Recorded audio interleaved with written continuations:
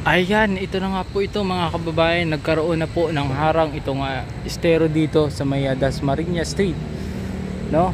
Kung nakikita po ninyo yung harang na yan, so yan po ay nailagay na, no? Nakarampa nila na umpisahan bago yung bridge na yun dun sa unahan. So as you can see, ayan, mamaya pupuntahan po natin, ay hanggang dun sila banda naglalagay na. At ang mga workers po natin is nagpapahinga na kasi alas 3 na ng hapon ngayon, no? November 7. Update po natin ang sitwasyon dito po sa Dasmariñas Estero di Dasmariñas po. So as you can see, ito may mga andito yung mga tiles nila, oh. May mga naglalaro dito mga kabataan, syempre. Pabili po. Luluto-luto. Hi. Hi. Nagvo-vlog. Itong estero. Itong tulay. Ayan, so kung nakikita po ninyo, ito na po yung railings dito sa gilid at naikabit na po ito. Nakarang update natin dito. So nagtulong-tulong yung mga workers dito. At may napansin nga tayo, may mga foreigner din na Chinese, no? Kumabit nito yung nakaraan, yung nakita po natin, no? Sila po yung foreigner po, I mean yung nagkabit. Tapos syempre may mga kasama din mga workers. So ang ating mga workers, I mean andun sa kabila, sila po ay nagpapahinga, siguro nagme-merienda sila kasi alas 3 na ng hapon. Ayan, so update natin to kasi medyo matagal-tagal po tayo hindi po nakapag-update. So sa mga ganito mga proyekto, no? So ito po ay national government na po ang gumagawa nito. So I mean support ng Chinese. Hindi tayo nagkakamali, no? Kasi ito, kung nakikita ninyo, ay pangalan pa lamang ng bridge na ito ay ayan, basahin nyo na lang, kayo na humusga. Ayan, oh. Ano po ang pag sa Tagalog or sa English, ano po ang meaning niyan mga kababayan? Kung kayo po ay magaling sa Chinese speaking. Di ba? So ito mga na-demolish po ito mga nakarang araw. No? So kung nakikita po ninyo mga kababayan, ito may mga hagdan po dito, oh. Ayan. Okay tayo para makita natin ang ganda ng bridge. Sakali pong matapos na po itong estero na ito is makikita po ninyo yung ganda po, no? Kasi itong mga bahay-bahay dito sa gilid na yan, no? Patuloy mga pwesto yan dyan. So darating ang araw soon ay magkakaroon na naman po ng relocation, or sana magkaroon na po ulit ng relocation pabahay, I mean, para naman po mabawasan na naman po yung mga bahay po dito sa gilid. So yung sa estero di Magdalena po ay natanggal na rin naman, no? At nailipat na rin sa pabahay. So titingnan naman natin dito yung yung kanila pong kinabit. So ito siya. Ayan, may railings na po, oh. So kung nakikita ninyo, ang ganda, ang tibay na paggawa. At ang pagkabit nito is hindi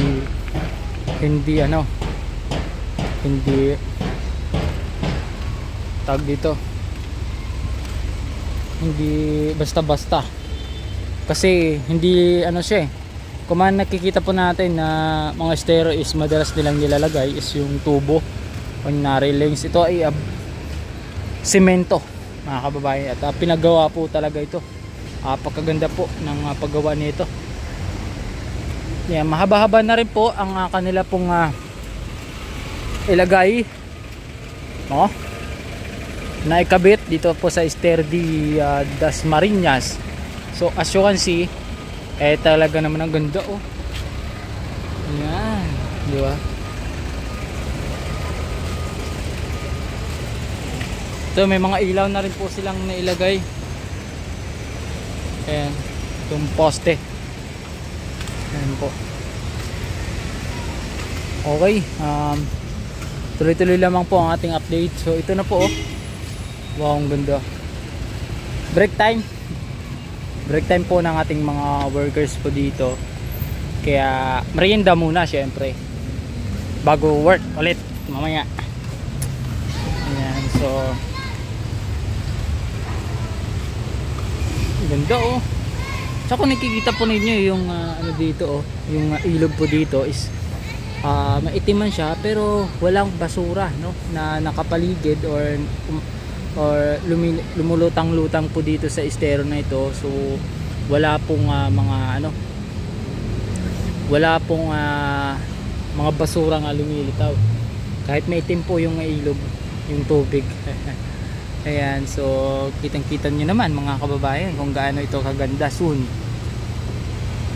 Sakali pong matapos na po itong estero na ito, so marami na naman po tayong tatambayan. So dito sa gilid, hindi ko lang alam kung ano yung gagawin dito. Siguro maglalagay po dito ng mga halaman kasi meron siyang hugis plant box. Ayan, kung nakikita nyo to. Ayan. So kung nakikita nyo merong bakante, no?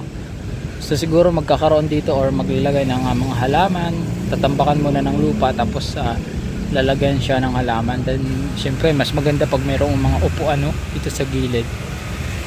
Ayan. So ikutin natin dun hanggang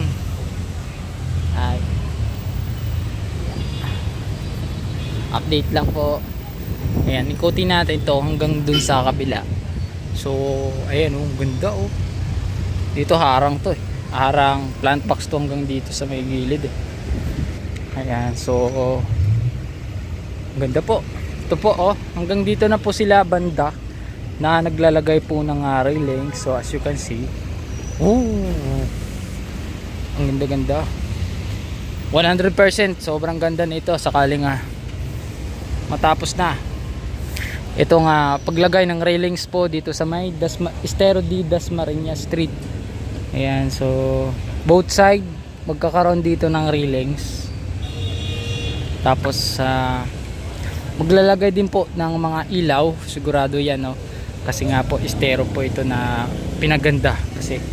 Ayan, so kung ikumpara mo siya sa dati is talaga ng mga ano, ang dugyot, ang layo. Ito yung mga ilalagay nila kung nakikita niyo ito. Ito yun. Yan mga yan. So may mga ano,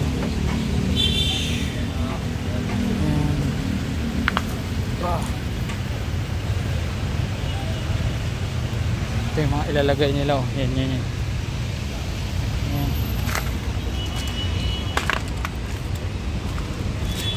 Yeah. Yan. So dito hindi pa natin alam kung gagawin dito. Siguro maglalagay din dito ng ano, ng ilaw. Ayan, so kung napapansin niyo mayroong mga bakante. No? Ito. Ayan o. Ayan o. Ayan. So kitang-kita nyo naman mga kababayan, as you can see ang lupit nito. Dito lang yan sa may Dasmariñas. Kung nakikita nyo may meron Plaza Santa Cruz, Dasmariñas Street. Doon banda yung plaza na yun. So let's go. Yung tulay naman yun yung pupunta natin ulit. Ayan.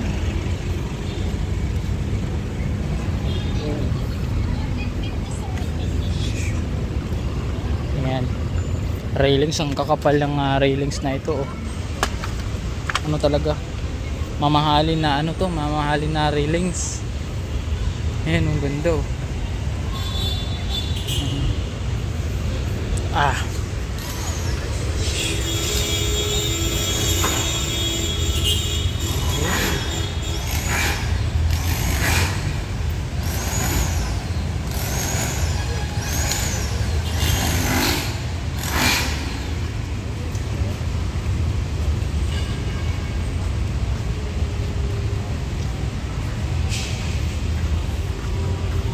Excuse.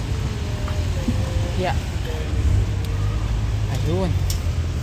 Asahan natin pag matapos to, sobrang ganda na itong estero na ito. pag sakali kompleto na po itong railings na ito. So ang ganda nito, ang ganda nito kabayan pag sakali matapos. Tsaka ang kinaganda na kinaganda nito mga kababayan para sa akin is yung relax ka. Kasi nga po, kung ikumpara mo talaga sa dati, itong estero na ito ay sobrang dugyot. Oo, sobra. Ang layo. Kung hanggang kung nakikita nyo ngayon is wala na mga bahay-bahay sa gilid. So dati kasi kahit saang kanto dito merong mga barong-barong, ganyan, mga bahay-bahay. So ngayon is wala na, malinis na. Yung may mga doon sa dulo may mga bahay-bahay pa naman, pero asahan po natin is yan po ay mawawala din soon. At maibigyan din ng bahay, mabigyan din ng bahay yung mga nakatira dyan siyempre.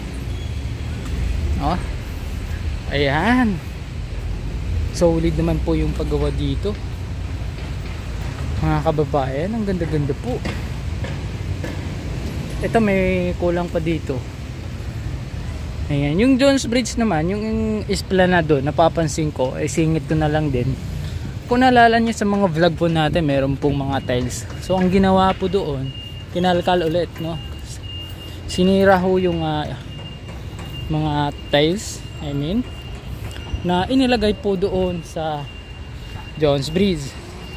Kasi nga po, lalagyan daw po ulit ng panibago. Hindi ko lang alam kung anong ilalagay nilang panibago doon, pero yung tiles na inilagay doon is sinira, kinalkal. So, mga usap-usapin doon, hindi pa naman sure to, no. May mga naitanong ako about doon, yung mga nagtitinda sa gilid doon sa may likod ng post office. Actually maraming nagtitinda doon. So naririnig daw ho nila sa mga tinatanungan ko is na maglalagay daw po ng swimming pool. Swimming pool daw po ang ilalagay po doon sa estero na yun, sa esplanade na yun, no? Hindi ko lang alam bakit estero, pero para sa akin okay na rin din, basta pagandahin lang ang kasulok-sulukan dito po sa lungsod ng Manila, no? Yun, ang ganda po talaga, oh. Ang ganda mga kababayan, railings na, oh. Ayan, may mga railings na, oh. Dito rin maglalagay din po ng railings po dito. Ito kung nakikita ninyo may mga bakante, so siguro railings din ang ilalagay dyan. Syempre natural. nakikita naman eh. Dito plant box. Ito may mga bakante. So ang ilalagay naman dito for sure, no? Syempre yung yung halaman. At and then mga kababayan, dito na po magtatapos ang ating vlog update at more updates to come.